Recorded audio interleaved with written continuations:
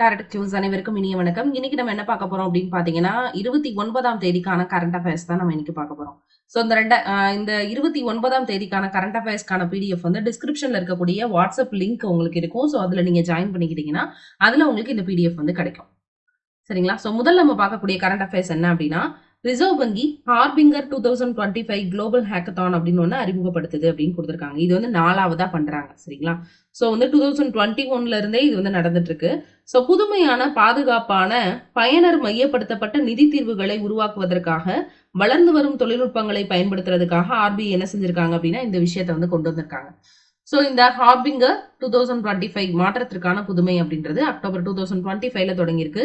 இது பாதுகாப்பான உள்ளடங்கிய மற்றும் அடையாள அடிப்படையிலான வங்கி தீர்வுகளை ஊக்குவிக்கிறதை நோக்கமாக கொண்டது அப்படின்னு சொல்லியிருக்காங்க. அதாவது வந்து மாற்றத்திற்கான புதுமை என்ற உலகளாவிய ஹேக்கத்தான் வந்து தொடங்கியிருக்காங்க. இது வாடிக்கையாளர்கள் அடையாளத்தை பாதுகாப்பதையும் நம்பிக்கையை வளர்ப்பதையும் என்ன செய்யுது அப்படின்னா நோக்கமாக கொண்டிருக்கு. ரிசர்வ் வங்கியினுடைய 4வது உலகளாவிய ஹேக்கத்தான் தான் என்னது அப்படின்னா இந்த ஹார்பிங்கர் 2025 பாதுகாப்பான வங்கி அடையாளம் நேர்மை மற்றும் உள்ளடக்கத்தால் இயக்கப்படுகிறது அப்படின்ற கருப்பொருளை மையமாக கொண்டதான் இந்த ஹார்பிங்கர் 2025. இது வந்து பாத்தீங்கன்னா அந்த டோக்கன் எல்லாம் இருக்கு பாத்தீங்களா? ஸோ அந்த டோக்கனைஸ் செய்யப்பட்ட கேஒய்சி நோ யுவர் கம்ப்ளைண்ட்னு சொல்லுவாங்கல்ல. ஸோ கேஒய்சி மற்றும் அந்த சிடிபிசின்னு சொல்லுவாங்க, அதாவது சிபிடிசி ஆஃப்லைன் மற்றும் நம்பிக்கையை மேம்படுத்துறது, இந்த மாதிரியான 3 சிக்கல் அறிக்கைகளின் கீழ் தொழில்நுட்பம் மற்றும் புதுமையான அணுகுமுறைகளை பயன்படுத்தி தீர்வுகளை உருவாக்குறதுக்காக நிறுவனங்கள் மற்றும் தனிநபர்களை ஆர்பிஐ என்ன செஞ்சிருக்காங்கன்னா அழைச்சிருக்காங்க. இது ஒரு விண்ணப்பம் மாதிரி. இந்த ஹார்பிங்கர் 2025க்கான பதிவு வந்து இந்த மாதம் 23ஆம் தேதி முதல் என்ன செய்யுது அப்படின்னா தொடங்கியிருக்கு அப்படின்றது குறிப்பிடத்தகுந்த ஒரு விஷயம்.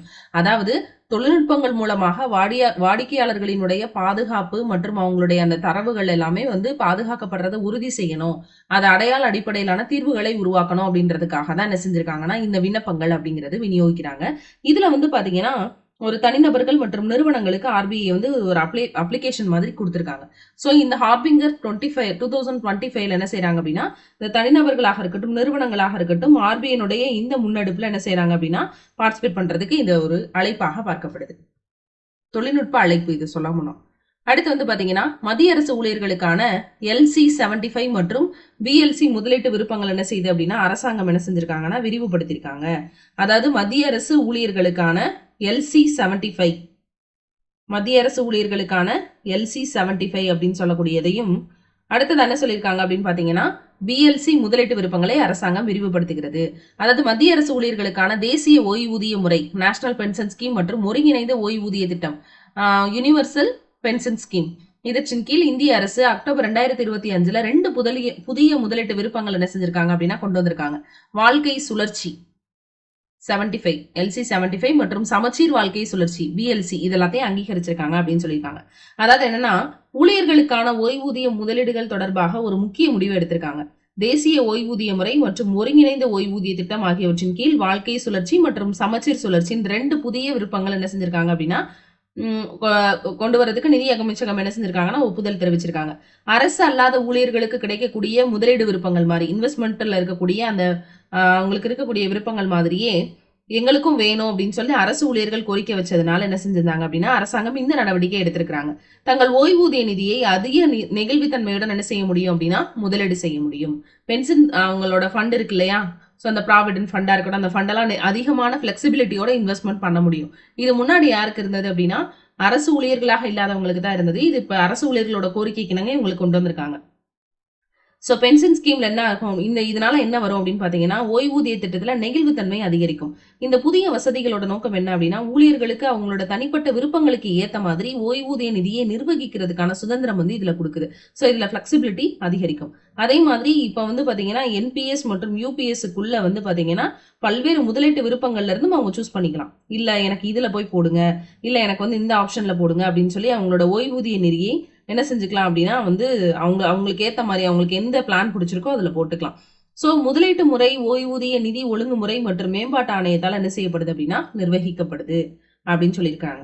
இந்த ஸ்கீம் G அப்படின்றது என்னன்னா இது ஒரு பாதுகாப்பான ஆப்ஷன். இது வந்து பாத்தீங்கன்னா அரசாங்க பத்திரங்கள்ல 100% முதலீடு செஞ்சுட்டு அதுல வர்ற வருமானம். ஸோ லைஃப் சைக்கிள் அப்படின்னு என்ன அர்த்தம்? இங்கே கொடுத்துருக்காங்களா லைஃப் சைக்கிள் எல்சி அப்படின்னு சொல்றது என்னன்னா, வாழ்க்கை சுழற்சி விருப்பத்தின் கீழே வந்து பங்கு முதலீட்டின் சதவீதம் வயதுக்கு ஏத்த மாதிரி நிர்ணயிக்கப்படுது. அதாவது எல்சி 25ல அதிகபட்சமா 25% முதலீடு அனுமதிக்கப்படுது. இது 35 வயதுல தொடங்கி 55 வயது வரைக்கும் படிப்படியா குறையுது. எல்சி 50 அப்படின்றது என்னன்னா, அதிகபட்சமா 50% பங்கு முதலீடு என்ன செய்யப்படுது அப்படின்னா அனுமதிக்கப்படுது. இதுவும் வயதுக்கு ஏற்ற மாதிரி குறையுது. சரிங்களா? சோ பேலன்ஸ்டு லைஃப் சைக்கிள் இது என்ன சொல்ல வருது அப்படின்னு பாத்தீங்கன்னா, சமநிலையான வாழ்க்கை சுழற்சி. இது எல்சி 50 இருக்கு இல்லையா, இதனுடைய புதுப்பிக்கப்பட்ட ஒரு பதிப்பு. இந்த பங்கு ஒதுக்கீடு 45 வயதில் தொடங்குது. இது ஊழியர்கள் நீண்ட காலத்துக்கு என்ன செய்யறாங்க அப்படின்னா முதலீடு செய்யறதுக்கு அனுமதிக்குது. அப்ப எல்சி 75 என்ன அப்படின்னு பாத்தீங்கன்னா, இது அதிகபட்சமா 75% பங்குகள்ல முதலீடு செஞ்சுக்கலாம். இந்த விகிதம் 35 வயதுல இருந்து 55 வயது வரைக்கும் படிப்படியாக குறையுது. சரி, நீங்க இப்படி எல்லாம் கொண்டு வராங்க, அரசாங்கம் இந்த மாதிரி எல்லாம் தளர்வு பண்ணிருக்காங்கன்னு சொல்றீங்க, இதனால என்னென்ன நன்மைகள்லாம் கிடைக்குது அப்படின்னா, இந்த புதிய முதலீட்டு விருப்பங்கள் அரசு ஊழியர்கள் தங்கள் ரிஸ்க் எடுக்கக்கூடிய திறன் மற்றும் வயதினுடைய அடிப்படையில ஒவ்வொரு இன்வெஸ்ட்மெண்ட்டுக்கு ஏற்ற மாதிரி அவங்களுக்கு கிடைக்கக்கூடிய அந்த பணம் அப்படின்றதும் அதிகமாக இருக்கும். சோ வயதினுடைய அடிப்படையில முதலீட்டு அணுகுமுறையை தேர்வு செய்யறதுக்கு அனுமதிக்கும். இது அவங்களுடைய ஓய்வூதிய நிதியை மிகவும் லாபகரமான மற்றும் பாதுகாப்பான முறையில நிர்வகிக்கிறதுக்கு உதவும். மத்திய அரசோட இந்த நடவடிக்கை அரசு ஊழியர்களுக்கு நவீன நிதி திட்டமிடலுக்கு ஏற்ப அதிகமான ஒரு சுதந்திரத்தையும் கட்டுப்பாட்டையும் வழங்குறதுக்கான ஒரு முக்கிய முயற்சியாக பார்க்கப்படுது. அடுத்து பாருங்க, பஜ்ரங் சேது. பஜ்ரங் சேது அப்படின்னு சொல்றது வந்து பாத்தீங்கன்னா, இந்தியாவினுடைய முதல் கண்ணாடி தொங்கு பாலம் 2025ஆம் ஆண்டுக்குள்ள வந்து ரிஷிகேஷ் என்ன செய்யும் மாற்றும் அப்படின்னு சொல்லி ஒரு ஸ்டேட்மெண்ட் கொடுத்திருக்காங்க. முதல்ல இந்த பஜ்ரங் சேது அப்படின்றது அந்த பாலம் வந்து பாத்தீங்கன்னா லக்ஷ்மண் ஜுலா அப்படின்றதுதான் இதனுடைய பழைய பேர். சரிங்களா? ரிஷிகேஷ்ல கங்கை நதியின் மேல கட்டப்பட்டு வரக்கூடிய புதிய நவீன தொங்கு பாலமான பஜ்ரங் சேது வரலாற்று சிறப்புமிக்க லட்சுமண ஜுலாவை மாற்றாக கட்டமைக்கப்படுது அப்படின்னு சொல்லி கொடுத்திருக்காங்க. இங்க என்ன சொல்ல வராங்க அப்படின்னா, இந்தியாவினுடைய உத்தரகாண்ட் மாநிலத்துல ரிஷிகேஷ்ல பாயக்கூடிய கங்கை ஆறை கடக்கிறதுக்கு உதவக்கூடிய பழமையான தொங்கு பாலம் தான் என்னது அப்படின்னா இந்த லக்ஷ்மண ஜுலா அப்படின்னு சொல்லக்கூடிய இந்த பாலம். சரிங்களா? சோ இது வந்து பாத்தீங்கன்னா ராமர் தொங்கு பாலத்துல இருந்து 2 கிலோமீட்டர் டிஸ்டன்ஸ்லயும் ரிஷிகேஷ்ல இருந்து ஒரு 5 கிலோமீட்டர் டிஸ்டன்ஸ்ல இருக்கு. சோ இதை வந்து பாத்தீங்கன்னா பிரிட்டன் அரசு 1929ஆம் ஆண்டில் நிறுவப்பட்ட பழமையான தொங்கு பாலம். இது என்ன பண்ணாங்கன்னா, இந்த தொங்கு பாலம் நவம்பர் 5, 2020 அன்னைக்கு அந்த போக்குவரத்தை வந்து க்ளோஸ் பண்ணிட்டாங்க. இது ரொம்ப பழமையான பாலம் அப்படின்றதுனால. இந்த பாலம் இது முன்னாடி கெக்ரிவால் மாவட்டம் மற்றும் பௌரி கர்வால் மாவட்டங்கள் என்ன செஞ்சுச்சு அப்படின்னா இணைச்சிருந்தது. சரிங்களா? சோ இந்த பாலத்துக்கு இப்ப என்ன பண்ணிருக்கிறாங்க அப்படின்னா பேர் மாத்திருக்கிறாங்க. இப்ப என்ன சொல்றாங்கன்னா, ராமாயணத்தின் போது லக்ஷ்மணன் இங்கிருந்து கயிறு பாலத்தை பயன்படுத்தி ஆற்றை கடந்ததாக நம்பப்படுது. அது உண்மையா அல்லது கட்டுக்கதையா அந்த மாதிரி எல்லாம் நிறைய விவாதங்கள் போயிட்டு இருக்கக்கூடிய சூழ்நிலையில உத்தரகாண்ட் மாநிலத்தினுடைய லக்ஷ்மண ஜுலா ரிஷிகேஷ் புராண கதை இது ஒரு முக்கியமான ஒரு புராண கதையாக இருக்குது. சோ அதே மாதிரி இந்து புராணங்கள்ல ஆழமாக வேரூன்றிய ஒரு புனித பூமியாக இருந்துச்சு. ராமாயணத்தின்படி சீதையை மீட்ட பிறகு ராமன் லக்ஷ்மணன் சீதையை அயோத்திக்கு திரும்பிட்டு இருந்த சமயத்துல ரிஷிகேஷ்ல வேகமாக பாயக்கூடிய கங்கையை அடைந்த போது கடக்கிறதுக்கு எதுவுமே இல்லை. சோ அது ஒரு விஷயமாக இருக்கு, கடக்கிறதுக்கு எதுவுமே இல்லை. சோ அந்த சமயத்துல இந்த பாலத்தை வந்து சொல்றாங்க. சோ அப்ப இந்த பாலத்துக்கு என்ன செய்யப்பட்டிருக்கு அப்படின்னா வஜ்ரங் சேது. சோ அனுமர் வந்து இதை கடக்கிறதுக்கு அந்த பாலங்கள் மாதிரியா போட்டு அதை கடந்ததுனால இது என்ன பண்றாங்கன்னா பஜ்ரங் சேது அப்படின்னு சொல்லி இதுக்கு பேர் மாற்றம் என்ன செய்யப்பட்டிருக்கு அப்படின்னா செய்யப்பட்டிருக்கு. சோ இது வந்து ரிஷிகேஷ்ல கங்கை நதியின் மேல இந்த புதிய நவீன தொங்கு பாலமாக கட்டப்பட்டு வருது. இந்த பாலம் வந்து பாத்தீங்கன்னா கிட்டத்தட்ட நிறைவடைஞ்சிருக்கு. இது 2025க்குள்ள ரிஷிகேஷை மாற்றும் அப்படின்னு சொல்லியிருக்காங்க. அடுத்து பாருங்க, பூமியினுடைய தற்காலிக 2வது நிலவு அப்படின்னு சொல்லி PN7 அப்படின்னு ஒரு கண்டுபிடிப்பை வந்து நாசா உறுதிப்படுத்திருக்காங்க. 2025 PN7 அப்படின்ற ஒரு புதிய சிறுகோள் வந்து பூமியோட சேர்ந்து சூரியனை சுத்தி வர்றதாக நாசா உறுதிப்படுத்திருக்கு. இது குவாசி மூன் அல்லது அரை செயற்கைக்கோள் அப்படின்னு சொல்லி வகைப்படுத்தப்பட்டிருக்கு. அதாவது வாஷிங்டன்ல இருந்து இந்த அறிவிப்பு வந்து வெளியா இருக்கு. 2025 PN7 அப்படின்னு சொல்லக்கூடிய விண்கல் பூமியினுடைய 2வது நிலவு மாதிரி 2083 வரைக்கும் சுற்றி வரும் அப்படின்னு சொல்லி என்ன செஞ்சிருக்காங்கன்னா நாசா தெரிவிச்சிருக்காங்க. பூமிக்கு ஒரே ஒரு நிலவு மட்டும்தான் இருக்கு. சராசரியான தூரம் அப்படின்றது 3.8 லட்சம் கிலோமீட்டர், 84 லட்சம் கிலோமீட்டர். இந்த நிலையில ஹவாய் பல்கலைக்கழக விஞ்ஞானிகள் 2025 PN7 அப்படின்ற ஒரு சிறிய விண்கல்லை 2025 ஆகஸ்ட் 29ல கண்டுபிடிக்கிறாங்க. இது பூமியோட சுற்றுப்பாதைக்கு பக்கத்துல கிட்டத்தட்ட வந்து பாத்தீங்கன்னா 2.99 லட்சம் கிலோமீட்டர் அந்த டிஸ்டன்ஸ்ல பூமி மாதிரியே சூரியனை சுத்திட்டு வருது. இது எப்ப இருந்து சுத்துதான்? 1960ல இருந்து தான் சுத்துதான்.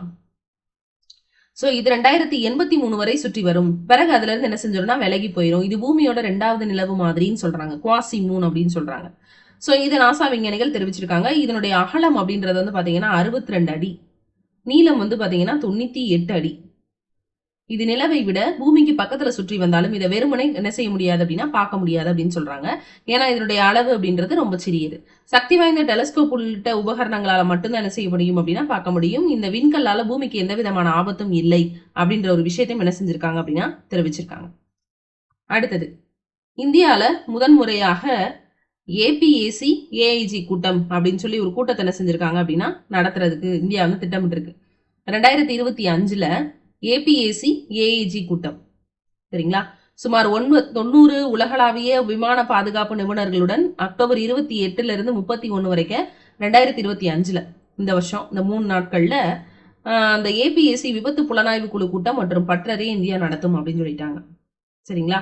இந்தியா முதன்முறையாக ஆசிய பசிபிக் விபத்து புலனாய்வு குழு அப்படின்றதா எனக்கு ஏசியான் பசிபிக் விபத்து புலனாய்வு குழு அப்படின்னு சொல்லக்கூடிய இந்த கூட்டம் மற்றும் பட்டறைய நடத்துறதுக்கு இருக்கு. சரிங்களா? உலகளாவிய விமான போக்குவரத்து பாதுகாப்பு அரங்குல வந்து இந்தியா வளர்ந்து வரக்கூடிய அந்த பங்கை பிரதிபலிக்கக்கூடிய வகையில இந்த கூட்டம் வந்து பயிற்சி பட்டறையை முதன்முறையாக இந்தியா என்ன செய்யுது அப்படின்னா நடத்துது.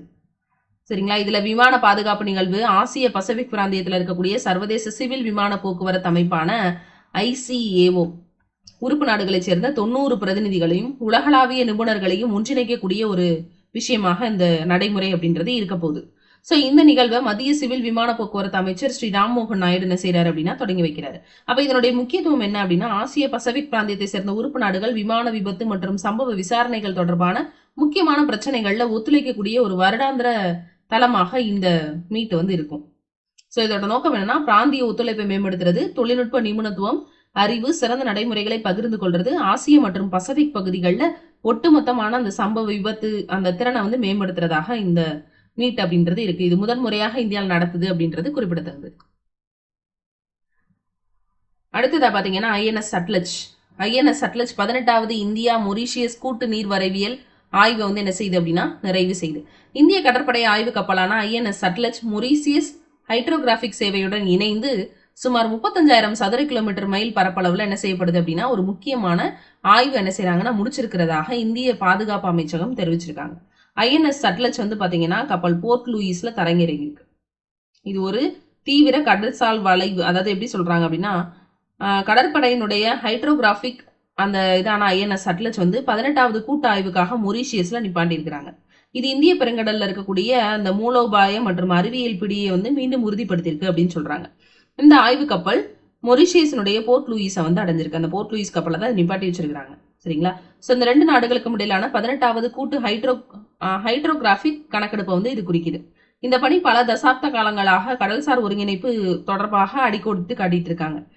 சோ இந்த கப்பல் வந்து வெறும் மிதக்கும் கேஜெட் ஆய்வகம் மட்டும் கிடையாது, புவிசார் அரசியல் ரீதியாக முன் எப்போதையும் விட முக்கியத்துவம் வாய்ந்த ஒரு பிராந்தியத்துல பாதுகாப்பை வந்து வலுப்படுத்தக்கூடிய ஒரு விஷயமாக இதை வந்து பாக்குறாங்க. ஐஎன்எஸ் சட்லஜ் கப்பல் வந்து சுமார் 35,000 சதுர கடல் மைல்கள் என்ன செய்ய இருக்கு அப்படின்னா கடக்க இருக்கு. சோ அதுதான் ரொம்ப முக்கியமானது. இது இந்திய பெருங்கடலினுடைய ஒரு பகுதி. புவியியல்ல வினாடி வினாவை அதாவது அந்த புவியிலேயே வியக்க வைக்கக்கூடிய அளவுக்கு இந்த தரவு சேகரிப்பு இதெல்லாம் வந்து நடக்க இருக்கு.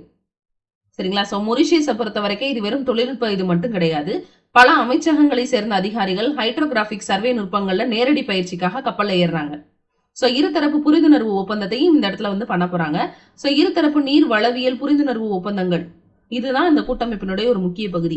இந்தியாவும் மொரீஷியஸும் தங்களுடைய கடல்சார் உத்திகளை ஒத்திசைக்கக்கூடிய வகையில அந்த வரலாறுகளை வந்து வச்சிருக்கிறாங்க. சோ நிறைய புதுப்பிக்கப்பட்ட தரவுகள் இதெல்லாத்தையும் வந்து இந்த திட்டம் வந்து விளக்கக்கூடியதாக இருக்கும் அப்படின்னு சொல்லியிருக்காங்க. சரிங்களா? சோ அடுத்தது, தங்க இருப்பு அதிகரித்து வர்றதுனால இந்தியாவினுடைய அந்நிய செலாவணி கையிருப்பு அப்படின்றது $700 பில்லியன் தாண்டி இருக்கு அப்படின்னு சொல்லியிருக்காங்க. அதாவது இந்தியாவினுடைய அந்நிய செலாவணி கையிருப்பு தங்க இருப்பின் அதிகரிக்கிறதுனால தங்க நம்மகிட்ட கையிருப்பு அதிகரிச்சிட்டு இருக்கிறதுனால $700 பில்லியன் தாண்டி இருக்கு. சரிங்களா? சோ அக்டோபர் 17, 2025 அன்று முடிவடைந்த அந்த வாரத்துல 4.4 பில்லியன் அதிகரிச்சு 702 பில்லியனை எட்டியிருக்கு அப்படின்னு சொல்றாங்க. சரிங்களா? அதாவது அந்நிய செலாவணி கையிருப்பு அப்படின்றது அக்டோபர் 17ஆம் தேதி நிலவரப்படி 702.28 பில்லியனாக இருக்குது. தங்கம் எவ்வளவு இருப்பு நம்ம கிட்ட இருக்கு அப்படின்னு சொல்லி பாத்தீங்கன்னா 108.546 பில்லியன் அப்படின்ற ஒரு உச்சத்தை எட்டியிருக்கு. ஏன்னா இது ஒட்டுமொத்த அதிகரிப்புக்கு இதுதான் காரணம். ரேட்டு கூடிக்கிட்டே போகுது, யாருமே வாங்கல, தங்கம் இருப்பு இருக்குது. ஸோ அந்நிய செலாவணி என்ன செய்யுது அப்படின்னா, சொத்துக்கள்ல ஏற்பட்ட சரிவு காரணமாக மொத்த அந்நிய செலாவணி கையிருப்பு அப்படின்றது மொத்த அந்நிய செலாவணி வந்து 570.411 பில்லியனாக இருக்குது. IMFல வந்து இந்தியாவுடைய இருப்பு நிலை அப்படிங்கிறது அதிகரிச்சிருக்கு அப்படிங்கிறதும் இங்க ஒரு குறிப்பிடத்தகுந்த ஒரு விஷயம். அடுத்து தேசிய அறிவியல் விருதுகள் 2025. நாட்டினுடைய மிக உயர்ந்த அறிவியல் விருதான தேசிய அறிவியல் விருதுகள் 2025 அப்படின்றது அறிவிக்கப்பட்டிருக்கு. ஸோ வெற்றியாளர்கள் இந்திய அரசு அக்டோபர் 26, 2025 அன்னைக்கு அறிவிச்சிருந்தாங்க.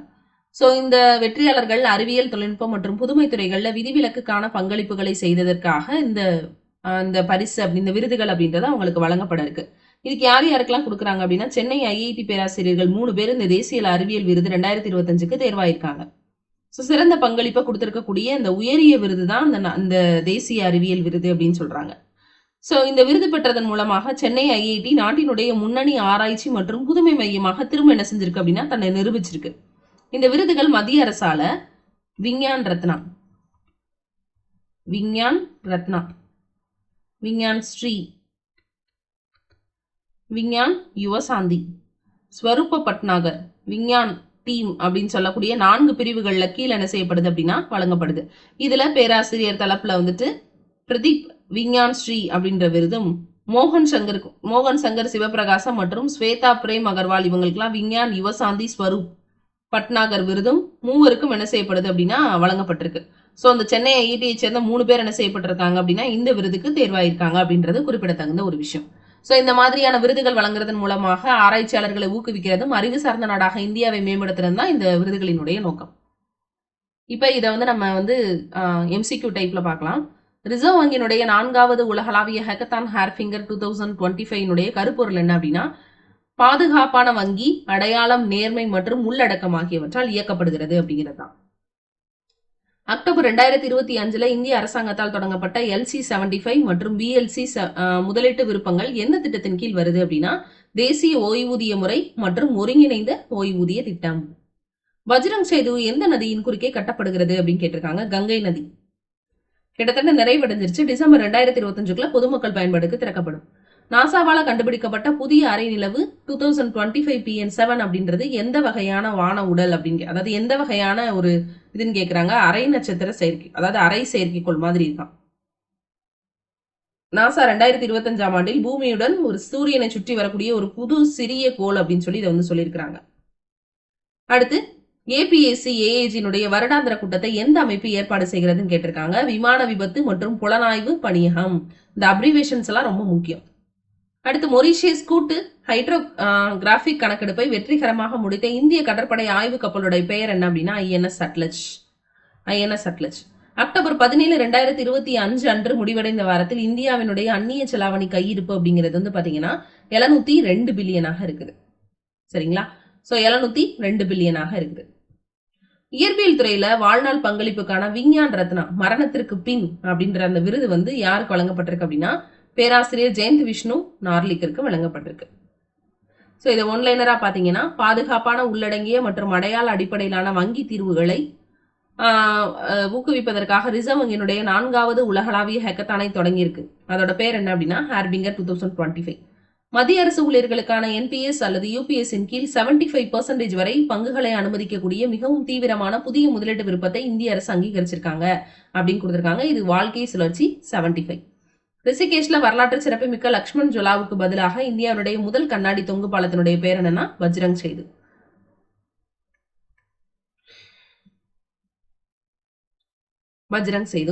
நாசாவால பூமியினுடைய தற்காலிக 2வது நிலவு அல்லது அரை செயற்கைக்கோள் என வகைப்படுத்தப்பட்ட சமீபத்தில் கண்டுபிடிக்கப்பட்ட சிறிய சிறுகோளினுடைய பெயர் என்ன அப்படின்னா 2025 PN7 குவாசி சந்திரன் அப்படின்னு சொல்றாங்க.